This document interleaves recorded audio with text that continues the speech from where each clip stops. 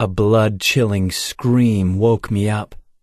I jumped from the bed in my uncle's guest room and slid across the hardwood floor to the window.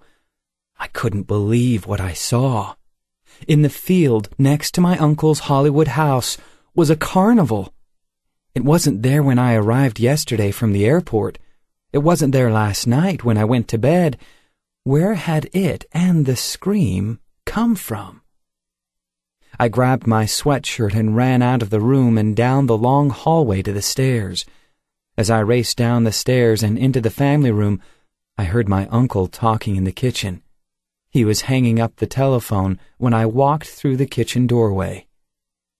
"Uncle Rex, where did the carnival come from?" I asked. "That's exactly why I was on the phone.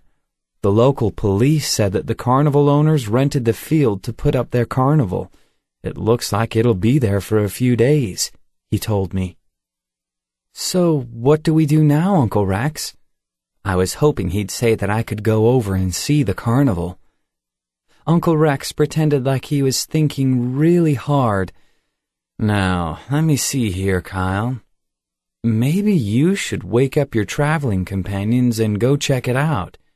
How does that sound?" I didn't even wait to answer him. I ran out of the kitchen and up the stairs to wake up my 3 friends. I guess I should tell you a little about myself and how I got to Hollywood from my little hometown of Carverville. My name is Kyle Conlon. Uncle Rex called my dad and asked if I could visit over Christmas vacation. My uncle is a big-time TV producer. He produced a lot of the hits from last season. Every time he calls my dad, he tells him about the latest big movie star he's worked with. Uncle Rex knows a lot of Hollywood's famous people, but the great thing about my uncle is that it doesn't go to his head. He always says God has really blessed him, and he has a lot to be thankful for.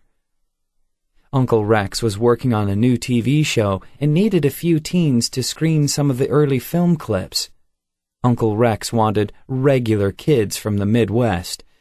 Carverville is about as Midwest as a town can get. We've got corn everywhere, and next to the corn, there are cows. Yes, Carverville is the Midwest. I asked my 3 best friends, Brent, Sammy, and Sarah, to come along. My uncle's film studio paid for our plane tickets and sent a big black limo to pick us up at the airport. The limo had a small refrigerator filled with health food and carrot juice. Dad warned me that California was different from Carverville. I began to understand what he meant after I saw the foods in the limo. During the ride from the airport to my uncle's house, Sammy was preoccupied with the buttons and gadgets in the limo.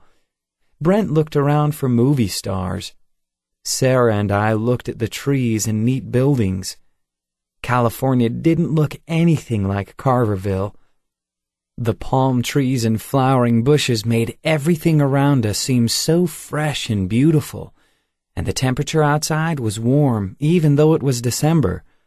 I was going to like California. When we arrived at Uncle Rex's house, Sarah's mouth dropped open. The house was bigger than any we had seen back home. The entrance hallway of the house was bigger than my parents' living room.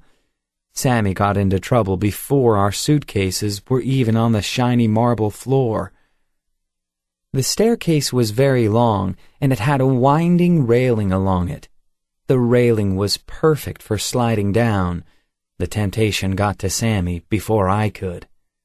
Suddenly, I heard him cry out as if he'd been shot. "You got me!" Sammy wailed dramatically to make sure we all noticed him. "Sammy, don't do that. This isn't your house.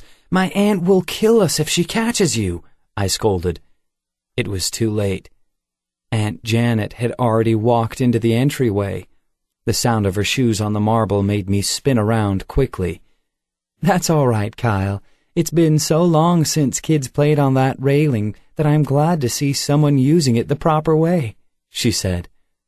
Sarah leaned over and whispered in my ear, "This is going to be fun. Your aunt is really cool."